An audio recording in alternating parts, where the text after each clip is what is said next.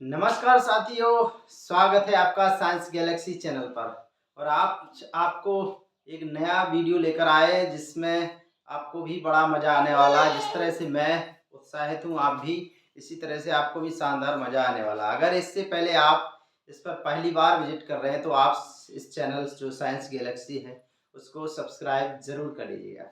चलिए हम यहाँ पर देखते हैं जो साइंस का टॉपिक, उसके अंतर्गत केमिस्ट्री का टॉपिक। जिस तरह से आपका केमिस्ट्री का नहीं, ये मतलब आपका बायोलॉजी का टॉपिक है। और ये आपके चाहे वर्ग 2 का एग्जाम हो, चाहे क्लास 9th हो, उसमें सारे में आपका ये काम आने वाला है। और अगर आप किसी भी कॉम्पिटिटिव एग्जाम की भी तैयारी कर रहे हैं तो वहाँ पर भी आपको काम आने वाला, क्योंकि यहाँ पर सारे इंपॉर्टेंट फैक्ट को यहाँ पर हाईलाइट किया जाएगा, कवर किया जाएगा। चलिए देखते हैं।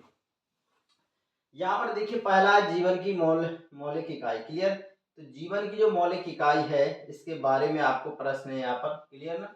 हाँ, तो यहाँ पर देखिएगा, ये जो जीवन की मौलिक इकाई वाले प्रश्न हैं, जीवन की मौलिक इकाई वाले, तो ये बहुत ही इम्पोर्टेंट टॉपिक है। देखिए यहाँ पर, यहाँ इसको रखते हैं। तो यहाँ पर देखिए, कक्षा 9 में विज्ञान है। और कोशिका का सबसे पहले पता किसने लगाया था? तो कोशिका का जो सबसे पहले पता लगाया था दोस्तों, ये था रॉबर्ट हुक। कौन थे ये? रॉबर्ट हुक थे। तो इन्होंने सबसे पहले कोशिका के बारे में पता लगाया हुआ था। आपको बता दें, जब इन्होंने कोशिका को खोजा था वो मतलब क्या 1665 की डेट थी। और यहाँ पर जो कोशिका खोजी गई थी वो एक प्रकार की मृत कोशिका थी। कैसी कोशिका थी? मृत कोशिका थी। क्लियर ना? चलिए, दूसरा प्रश्न है आपका कि कोशिका लैटिन भाषा का शब्द है। ये याद रखिएगा, ये इंपॉर्टेंट है, ये एग्जाम में आ सकता है कि कोशिका किस भाषा का शब्द है। तो ये यहाँ पर आपको ध्यान रखना है कि ये लैटिन भाषा का शब्द है। क्लियर? अब देखिए आगे, आप देखें कोशिका का अर्थ क्या होता है। तो कोशिका का अर्थ क्या होता है? एक छोटा कमरा होता है। क्या होता है? एक छोटा कमरा। क्योंकि जिस तरह से आप एक छोटी कोशिका शरीर की लगभग छोटी इकाई होती है, सबसे क्या होती है? सबसे छोटी इकाई होती है। तो एक छोटा कमरा इसको कह दिया गया है। क्लियर? हाँ, चलिए अब देखते हैं आगे। यहाँ तक हमारे हो गए। अब चलते हैं अब यहाँ पर चौथे प्रश्न की ओर। यहाँ पर चौथे प्रश्न में देखिए आप, एक कोशिकीय जीवों के नाम अमीबा तथा पैरामीशियम है। सही बात है कि यहाँ पर अगर आप देखें तो जो अमीबा हो गया और जो आपका पैरामीशियम है, ये क्या है? एक कोशिकीय जीव है। इसका मतलब होता है दोस्तों कि इनकी सारी शरीर की क्रिया केवल क्या होती है? एक कोशिका के अंदर ही पूरी होती है। समझ रहे ना? एक कोशिका के अंदर ही पूरी होती है। दूसरा प्रश्न आप देखें, प्रत्येक बहुकोशिक जीव एक कोशिका से ही विकसित, प्रत्येक बहुकोशिक जीव एक कोशिका से ही विकसित हुआ है। इसका मतलब क्या है?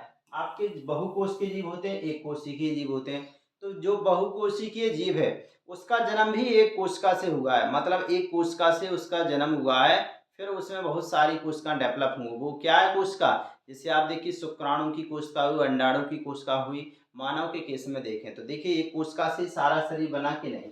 इलेक्ट्रॉन सूक्ष्मदर्शी की खोज बिरचो ने की थी। देखिए, ये बिरचाओ, कहीं बिरचाओ भी लिखा रहता है। तो इलेक्ट्रॉन सूक्ष्मदर्शी की जो खोज की थी वो किसने की थी? बिरचाओ ने की थी। ध्यान रखिएगा इसका। क्लियर ना? इंपॉर्टेंट फैक्ट है यहाँ पर। कोशिका का सिद्धांत, कोशिका सिद्धांत को आगे किसने बढ़ाया था? बिरचो ने बढ़ाया था। किसने बढ़ाया था? बिरचाओ ने। वैसे आपको पता है कोशिका सिद्धांत किसने दिया था? आपका जो कोशिका सिद्धांत वो स्लीडेन और स्वान ने दिया था। किसने दिया था कोशिका सिद्धांत? स्लीडेन और स्वान ने दिया था। क्लियर? लेकिन इसको आगे जो बढ़ाने का काम किया है वो किसने किया है? बिरचाओ ने किया हुआ है। क्लियर? चलिए अब देखते हैं हम लोग आगे। यहाँ पर देखिए, कोशिका सिद्धांत के विषय में किसने बताया था? स्लीडेन और स्वान ने बताया था। देखिए यहाँ पर आपका पूरी तरह से आ चुका है कि किसने यहाँ पर बताया हुआ था। तो क्लियर, ये किसने बताया था? एम स्लीडन ने। और किसने बताया था? स्वान ने बताया था। क्लियर? ये है। आपको बताएं कि जीव द्रव्य नाम किसने दिया था? पुरकिंजे ने दिया था। जो जीव द्रव्य नाम दिया था उसका मैम वो किसने दिया था? पुरकिंजे, या कहीं कहीं पुरुकंज भी लिखा रहता है। ये इनका दिया हुआ नाम है। क्लियर ना? चलिए अब देखते हैं हम आगे। क्लियर? रॉबर्ट ब्राउन ने 1831 में कोशिका में केंद्रक का पता लगाया था। तो ये जो आपके रॉबर्ट ब्राउन है, क्लियर, इन्होंने 1831 में, डेट कौन थी, 18, कोशिका में क्या खोजा, केंद्रक खोजा। मतलब ये आपकी कोशिका है और कोशिका के अंदर इन्होंने जो खोजा था वो क्या था, केंद्रक था, क्लियर। तो कोशिका के अंदर जो केंद्रक खोजा था वो किसने खोजा था, इन्हीं ने यहाँ पर खोजा हुआ था, क्लियर। चलिए, तो ये जैसे अपन देखते हैं क्या है, केंद्रक है, तो इसकी खोज किसने की थी, आपके रॉबर्ट ब्राउन ने की थी, ध्यान रखना है। एक कोशिकीय अमीबा कोशिकाएं अपना आकार बदलती हैं। तो देखिए क्या होता है कि जो अमीबा है, ठीक है, तो वो अपना क्या करता है, आकार बदलता रहता है, और क्योंकि उसका एक कोशिका ही है तो उसको अलग अलग तरीके से सेट करता है, उत्पादी बना लेता है, खाद्य रिक्तिकाम भी बना लेता है वो उसके अंदर, ठीक है। अगला है, कोशिकाओं के कारण कोशिका जीवित रहती है। मतलब इसमें आप देखिए, एक कोशिका है तो उसमें कितने सारे ना कोशिकांग होते हैं, जैसे आपका माइटोकॉन्ड्रिया हो गया, जैसे आपका क्लोरोप्लास्ट हो गया, जैसे एंडोप्लाज्मिक रेटिकुलम हो गया, आपका राइबोसोम हो गया, आपका लाइपोसोम हो गया, आपका एंडोप्लाज्मिक रेटिकुलम हो गया, बहुत सारे, इन्हीं की वजह से कोशिका क्या होती है, जीवित होती है। कोशिका सबसे की जो सबसे बारीक परत होती है वो क्या होती है, प्लाज्मा झिल्ली होती है। देखो, अगर आपका जैसे प्लांट कोशिका है और एक है आपकी जंतु कोशिका, तो जंतु कोशिका में तो आपको पता है कि कोशिका भित्ति नहीं होती है, और जो प्लांट सेल होती है उसमें कोशिका भित्ति होती है। तो अगर जंतु की बात करें तो उसमें कोशिका भित्ति एब्सेंट होने की वजह से सबसे बाहरी जो स्तर होता है वो क्या होगा, आपका प्लाज्मा झिल्ली या प्लाज्मा मेम्ब्रेन होगा, क्लियर ना। हाँ, चलिए अब आगे देखते हैं हम लोग। अब यहाँ पर ये प्रश्न क्रमांक 14वें नंबर का है, ठीक है। देखिए यहाँ पर 14वें नंबर का प्रश्न क्या कहता है, ये कहता है कि कोशिका झिल्ली को वर्णात्मक पारगम झिल्ली कहते हैं। ये शब्द जो आया है इसको मैं चलो आपको एक्सप्लेन कर देता हूँ, क्लियर ना। हाँ, तो यहाँ पर ये शब्द आया कि वर्णात्मक पारगम झिल्ली। देखो, इस शब्द का मतलब ये होता है, वर्णात्मक का मतलब होता है सिलेक्टेड है, कि मतलब कोशिका के अंदर किन चीजों को जाने देना है, कोशिका के बाहर किन चीजों को आने देना है। तो आने जाने का जो प्रोसेस है, किसको जो जरूरी है उनको कोशिका के अंदर जाने देना, और जो जरूरी नहीं है उन्हें कोशिका के अंदर जाने से रोकना, ये होता है चाहे वर्णात्मक पारगम्य झिल्ली, क्लियर ना। तो ये आपकी कोशिका झिल्ली इसी तरह का आपका काम क्लियर करती है। चलिए अगला प्रश्न है 15वां, पौधों के मूल द्वारा जल का अवशोषण पराशरण का उदाहरण। देखिए, आपसे पूछा जाएगा कि जो पौधे होते हैं वो अपना जो जल है किस तरह से ऊपर जाता है, चढ़ता है उसमें जल, तो वो जाता है पराशरण की विधि द्वारा, ठीक है ना। मूल का मतलब जड़ होता है, क्लियर।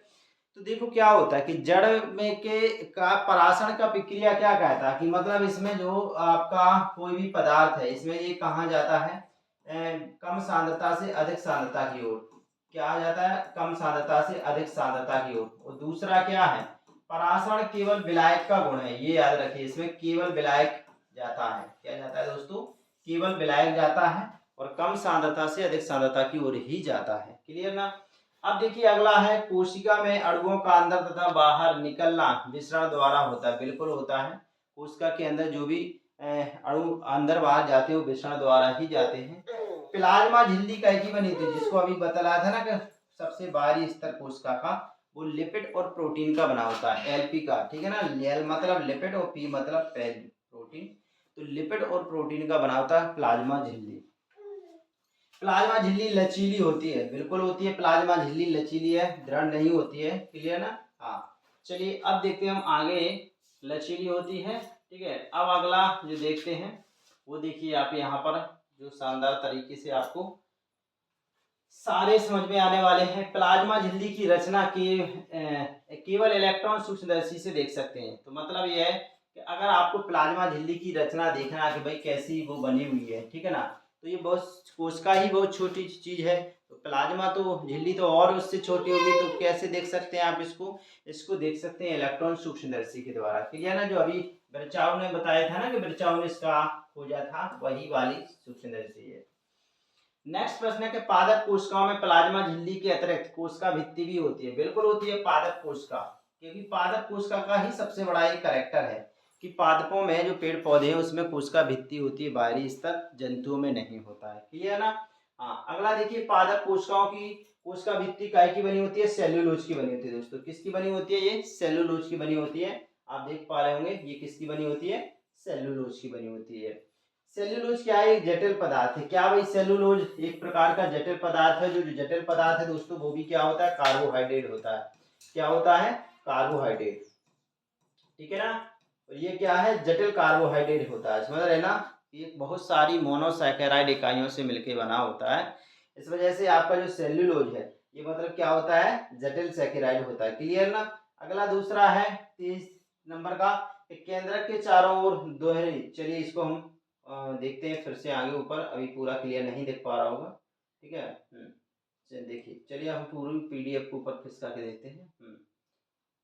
हाँ अब देखते हैं। क्लियर ना। हाँ अब देखिए यहाँ पर लिखा है केंद्रक के चारों ओर दोहरे परत का एक स्तर होता है जिसे केंद्रक कहते हैं। केंद्रक के चारों ओर, केंद्रक के चारों ओर दोहरी परत का एक स्तर होता है जिसे केंद्रक कहते हैं। ये कैसे हो गया? ठीक है, ये गलत लिखा है। केंद्रक के चारों ओर दोहरी परत का एक स्तर होता है जिसे क्या बोलते हैं? केंद्रक झिल्ली बोलते हैं। क्या बोलते हैं? जिसे केंद्रक झिल्ली बोलते हैं। क्या बोलते हैं इसको? केंद्रक झिल्ली कहते हैं। क्लियर ना। हाँ केंद्रक में क्रोमोसोम होते हैं। बिल्कुल होते हैं। केंद्रक के अंदर में क्या होते हैं? क्रोमोसोम होते हैं। गुणसूत्र जिनको बोला जाता है। देखो पहले क्या होता है? कोशिका के अंदर क्या होता है आपका? इस तरह से जो मतलब धागे नुमा जो रस्सी डली रहती है इसको बोला जाता है क्रोमेटिन जाल। क्या बोला जाता है दोस्तों? इसको बोला जाता है क्रोमेटिन जाल। जब देखो क्या होता है, ये मतलब शुरुआती स्टेज की बात है, लेकिन जब कोशिका विभाजन आता है तो फिर ये आपस में ऐसे बंडल बना लेते हैं दोस्तों। यही होते हैं गुणसूत्र, ये जिसको क्रोमोसोम बोला जाता है। क्लियर ना। कोशिका केंद्रक कोशिका विभाजन के समय छड़ाकार दिखाई देते हैं। ठीक है ना। तो केंद्रक नहीं, यहाँ पर आपको छड़ के आकार के यहाँ पर क्या दिखते हैं? केंद्रक के अंदर क्रोमोसोम। ठीक है ना। जो आपका क्रोमेटिन जाल है वो किसके आकार का हो जाते हैं? छड़ा आकार। तो मतलब क्रोमोसोम छड़ के आकृति के आपको दिखाई देते हैं। क्रोमोसोम में आनुवंशिक गुणों की सूचना होती है। तो किसमें आनुवंशिक गुण की सूचना होती है? क्रोमोसोम के अंदर। क्योंकि यहाँ पर जो जीन होता है इसके अंदर ऊपर क्या होता है? जीन होता है। और ये जीन ही वही बंडल होते हैं जिसमें आनुवंशिक सूचना होती है दोस्तों। क्लियर ना। चलिए अब हम लोग आगे देखते हैं और क्या है इसके अंदर। यहाँ देखिए, यहाँ देखिए डीएनए का पूरा नाम आप जानते होंगे, डीऑक्सी राइबो न्यूक्लिक एसिड है। और आपको बता दें कि ये मतलब क्या है? इसमें डीऑक्सी राइबो शर्करा होती है। और अगर इसकी बात की जाए कि इकाई के बने होते हैं तो ये डीएनए क्रोमोसोम किसके बने होते हैं? डीएनए और प्रोटीन के बने होते हैं। ये शानदार आपके लिए फैक्ट है। क्लियर। चलिए अब देखते हैं हम लोग आगे फैक्ट देखते हैं। यहाँ देखिए आप ये क्लियर ना। देखिए यहाँ पर क्या है कि डीएनए के क्रियात्मक खंड को जीन कहते हैं। बिल्कुल मतलब डीएनए में वो कौन सी चीज है जो आनुवंशिक पदार्थों को ले जाने का काम करती है? तो वो निश्चित रूप से आपका क्या होता है? जीन ही होता है दोस्तों। सबसे छोटी उसकी इकाई होती है, क्रियात्मक इकाई होती है। डीएनए क्रोमेटिन पदार्थ के रूप में विद्यमान रहता है। बिल्कुल रहता है। हमने आपको पहले ही बताया कि जो क्रोमेटिन होता है जाल होता है, फिर जब गुणसूत्र उसी से बनते हैं कोशिका विभाजन के समय। सही है। क्रोमेटिन पदार्थ के रूप में रहता है। ऐसे जीव जिसकी कोशिकाओं में केंद्रक की झिल्ली नहीं होती उसे प्रोकैरियोटिक कहते हैं। मतलब दोस्तों क्या होता है? अगर जैसे कोशिका है और कोशिका के अंदर एक केंद्रक है और केंद्रक के डॉट डॉट दिख रहा है ना आपको, मतलब इसमें क्या है? केंद्रक झिल्ली नहीं है। तो इसका मतलब ये क्या होता है? प्रोकैरियोटिक कोशिका। अगर लेकिन अगर जिसमें आपका स्पष्ट झिल्ली है ऐसे, तो ये क्या हो जाएगी? यूकैरियोटिक कोशिका। मतलब प्रोकैरियोटिक यूकैरियोटिक का विभाजन इसी आधार पर है। और ऐसे जीव जिसकी कोशिकाओं में केंद्रक होता है, झिल्ली होती है, उसे यूकैरियोटिक। देखिए आ गया ना दोस्तों। तो केंद्रक झिल्ली अगर है केंद्रक के ऊपर कोशिका में तो फिर क्या है? वो आपका यूकैरियोटिक। अगर केंद्रक झिल्ली नहीं है तो प्रोकैरियोटिक। कोई बड़ी बात नहीं है। क्लियर। अब देखिए आगे हम देखते हैं। चलिए देखते हैं आगे क्या है। यहाँ पर देखिए नेक्स्ट जो प्रश्न है आपका 33 नंबर का। हाँ चलिए देखते हैं यहाँ क्या है। प्लाज्मा झिल्ली के अंदर कोशिका द्रव्य एक लिखा ना तरल पदार्थ है। जो लिखा है तनल, ये क्या लिखना है? यहाँ पर तरल लिखना है। यहाँ पे क्या लिखना है? तरल पदार्थ है। क्लियर ना। तो जो आपका कोशिका द्रव्य क्या होता है? तरल पदार्थ। देखो ये कोशिका हो गई और कोशिका में केंद्रक हो गया और इसमें जो पदार्थ भरा रहता है ये क्या होता है? आपका कोशिका द्रव्य होता है। और इसी में सारे कोशिकांग लगभग क्या पाए जाते हैं। क्लियर ना। हाँ अगला है 34 नंबर का कि कोशिका द्रव्य तथा केंद्रक दोनों को मिलाकर जीव द्रव्य कहते हैं। मतलब जो कोशिका द्रव्य है और दूसरा क्या है? केंद्रक। ठीक है ना। द्रव्य, दोनों को मिलाकर जीव द्रव्य। जैसे इसके अंदर केंद्रक द्रव्य भरा है और इसके अंदर क्या है, कोशिका द्रव्य, तो दोनों को एक साथ क्या बोला जाता है, जीव द्रव्य बोला जाता है। क्या बोला जाता है, जीव द्रव्य बोला जाता है। अगला है यूकेरियोटिक कोशिका का आकार बड़ा होता है, बिल्कुल होता है। अगर अपन दोनों की बात करें, प्रोकैरियोटिक यूकेरियोटिक की, ठीक है, तो प्रोकैरियोटिक का छोटा होता है आकार, यूकेरियोटिक का बड़ा होता है। यूकेरियोटिक कोशिका में एक से अधिक क्रोमोसोम होते हैं, बिल्कुल होते हैं। अगर गुणसूत्र की बात की जाए तो यूकेरियोटिक में बहुत सारे गुणसूत्र आपको देखने को मिलेंगे, लेकिन यहाँ पर आपको जो प्रोकैरियोटिक कोशिका है उसमें नहीं होते हैं। क्लियर, एक ही होता है। अगला है ईआर का पूरा नाम क्या है, तो ईआर का मतलब पूरा नाम अंता एंडोप्लाज्मिक रेटिकुलम, मतलब क्या होता है, अंतः प्रद्रव्यीय जालिका होता है। और देखो क्या होता है, आपने देखा होगा कोशिका होती है, कोशिका में केंद्रक होता है, इसके चारों तरफ एक प्लेट नुमा, क्लियर ना, ऐसे आप स्ट्रक्चर देखते होंगे, ये वाला, ये ईआर है। ये क्या है दोस्तों, ईआर है। और इसका काम क्या है, ये कोशिका में मतलब कंकाल की तरह काम करता है, जैसे हमारे शरीर में हड्डियां काम करती हैं। और दूसरा, इसके अंदर से बाहर और यहाँ से अंदर आने जाने वाले पदार्थों पर ये कंट्रोल करता है, आवागमन पर, ठीक है ना। हाँ, राइबोसोम प्रोटीन संश्लेषण होता है। देखो प्रोटीन का निर्माण कहाँ पर होता है, इसकी वजह से होता है, राइबोसोम में होता है। तो इसलिए इसको क्या बोला जाएगा, प्रोटीन की फैक्ट्री बोला जाएगा दोस्तों। क्या बोला जाएगा, प्रोटीन की फैक्ट्री बोला जाता है। क्लियर ना। हाँ, अगला 39 नंबर का प्रश्न है दोस्तों, देखिए इसको। 30 नंबर जो 9 का जो प्रश्न है, इसे क्या कहता है, SER वसा व लिपिड के अणुओं से बनाने में सहायता करती है, ठीक है। तो यहाँ पर देखो क्या है, यहाँ पर जैसे देखिए आपका ER तो आप समझ पा रहे, एंडोप्लाज्मिक रेटिकुलम, और S दोस्तों यहाँ स्मूथ से लिया गया है। किससे लिया गया है, स्मूथ शब्द हो गया। और स्मूथ का दोस्तों मतलब होता है चिकना होता है दोस्तों। क्या होता है, चिकना। देखो आपका जो एंडोप्लाज्मिक रेटिकुलम में जो अभी अभी हाल में हमने आपको डायग्राम बना के दिखाया था ऐसे ये, ठीक है, अगर इस पर देखो राइबोसोम के कण हैं तो ये कैसा होगा, आप भी जानते हैं, खुरदरा होगा। लेकिन अगर आपके राइबोसोम के कण यहाँ पर नहीं है, समझ पा रहे, तो ये कैसा होगा दोस्तों, चिकना होगा। तो ये जो चिकना होता है वो किसका काम करता है, वसा और लिपिड के अणुओं को बनाने में सहायता करता है। लेकिन जहाँ पर खुरदरा होता है तो वो क्या होते हैं, आपके क्रोमोसोम होते, तो वो प्रोटीन संश्लेषण का काम करेंगे, ठीक है ना। हाँ, दो प्रकार की होती है अंतःप्रद्रव्यीय जालिका, एक चिकनी और खुरदरी, अभी हम जिक्र कर ही रहे थे। कुछ प्रोटीन तथा वसा कोशिका की झिल्ली बनाने में सहायता करते, बिल्कुल करते हैं, ठीक है। प्रोटीन और जो वसा होता है उससे क्या बनती है, कोशिका झिल्ली, अभी हमने उस देखा भी था, प्लाज्मा झिल्ली का जिक्र किया हुआ था। अगला है प्रत्येक कोशिका के चारों ओर अपनी झिल्ली होती है, बिल्कुल होता है। कोशिका के चारों ओर अपनी, जैसे आपने देखा था ना प्लाज्मा झिल्ली वगैरह, आपने देखा था कोशिका के चारों तरफ एक झिल्ली होती है, तो वो क्या थी, कोशिका झिल्ली होती है, बिल्कुल होती है। अगला है गोल्जी उपकरण की खोज किसने की थी, देखिए कैमिलो गोल्गी ने की थी। किसने की थी, कैमिल गोल्गी ने की थी, ठीक है ना। कैमिल गोल्गी ने इसकी खोज की थी, इसकी गोल्जी की, ठीक है। तो ये वहां पर मतलब आपके कुछ कोशिका में इस तरह से आपके गोला ऐसे पेंडुलमा आकृति दिखती है, वो गोल्जी काय होती है। लाइसोसोम पाचक एंजाइम होते हैं। लाइसोसोम में क्या होते हैं, पाचक एंजाइम होते हैं, जो क्षतिग्रस्त कोशिका होती हैं, जो काम की कोशिका नहीं होती, उनका वो खुद पाचन कर देती है।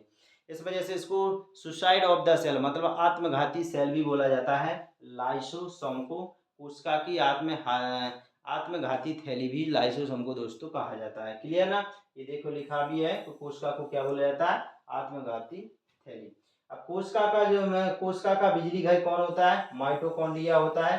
क्योंकि यहाँ पर क्या होता है, यहाँ से श्वसन के दौरान ऊर्जा निकलती है, तो इस वजह से इसको क्या बोला जाता है, ऊर्जा कैसे आती है, पावर हाउस से आती है। क्लियर ना। और जीवन की मूलभूत इकाई क्या होती है, कोशिका होती है, मतलब पूरा जीवन बिल्कुल कोशिका, जीवन कोशिका से ही चलता है, सबसे छोटी इकाई होती है। क्लियर। और ल्यूकोप्लास्ट का प्राथमिक कार्य संचय करना। देखो ल्यूकोप्लास्ट कहाँ पर होते हैं, प्लास्ट 3 प्रकार के होते हैं दोस्तों। क्या, कितने प्रकार के होते हैं, प्लास्ट 3 प्रकार के होते हैं। तो जैसे आप देखिए, आपने क्लोरोप्लास्ट पढ़ा होगा, जरूर पढ़ा होगा, क्या पढ़ा होगा, क्लोरोप्लास्ट। इसका काम क्या है, ये हरे आवरण वाला होता है, और इसका काम होता है भोजन बनाना पेड़ पौधों का। क्लियर ना। ये हरा कलर का होता है। और एक होता है क्रोमोप्लास्ट दोस्तों। क्रोमो माना, क्रोमा मतलब क्या होता है, कलर होता है। तो क्रोमोप्लास्ट जो आपके फलों में फूलों में कलर आता है दोस्तों, गुलाबी कलर का, लाल कलर का, वो इसी की वजह से आता है, क्रोमोप्लास्ट। एक होता है दोस्तों ल्यूकोप्लास्ट, ये जड़ों में होता है दोस्तों, कुल मिला के जहाँ पर सूर्य का प्रकाश नहीं पहुँच पाता है, वहाँ पर आपका क्या होता है दोस्तों, ल्यूकोप्लास्ट होता है। क्लियर? क्रोमोप्लास्ट जिसमें क्लोरोफिल होता है उन्हें क्लोरोप्लास्ट, तो मतलब वो प्लास्ट है, ठीक है। क्रोमोप्लास्ट जिसमें क्लोरोफिल होता है, जिसमें क्लोरोफिल होगा तो वो क्या होगा, क्लोरोप्लास्ट होगा। क्लियर ना? तो जैसे हरे रंग का वहाँ पर क्या होता है, भोजन का निर्माण होता है, तो उसे रसोई घर बोलते हैं, क्लोरोप्लास्ट को कोशिका की। क्लियर ना? अब यहाँ पर आप देखिए, अगर आपको ये वीडियो पसंद आ रहा है तो आप हमें साइंस गैलेक्सी चैनल बाय हरी सर पर फॉलो कर सकते हैं, और यहाँ पर आप अपने दोस्तों को जोड़ सकते हैं, और यहाँ पर कमेंट भी कर सकते हैं कि आप किस मतलब तरह के सब्जेक्ट पर वीडियो चाहते हैं जो आपको कठिन लग सकता रहा हो, और आपको अभी किस तरह का वीडियो लगा हुआ है दोस्तों, तो यहाँ पर कमेंट करना बिल्कुल मत भूलिए, क्योंकि आपको यहाँ पर सारी चीज़ें जो बेसिक, मेरा मतलब ये होता है कि आपको चीज़ें समझ में आना चाहिए। तो ये अपना चैनल का नाम है, और इस पर आप अपने दोस्तों को शेयर कर सकते हैं, ठीक है। और अगर आप पीडीएफ वगैरह चाहते हैं तो इस पर कांटेक्ट भी दोस्तों कर सकते हैं। चलिए दोस्तों, बहुत बहुत धन्यवाद, और अपनी प्रतिक्रिया देना मत भूलिए, जरूर दीजिएगा।